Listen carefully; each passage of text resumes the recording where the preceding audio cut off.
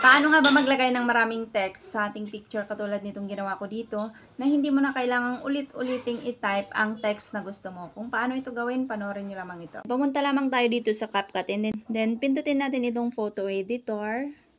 And then, iselect lang po natin yung ating pictures. Pindutin lamang yan, then pindutin natin itong edit. Then, pindutin po natin itong text at ilagay na po natin dito yung text na gusto natin. Like for example, then tanggalin lang po natin yung ating keyboard. Ayan, mag-select po kayo dito ng templates na gusto nyo. For example, ito, pindutin natin yan. Or pwede din naman dito sa style, pindutin nyo yan. At ayan, mag-select kayo dito ng kulay na gusto nyo. And then, pindutin nyo na po itong check.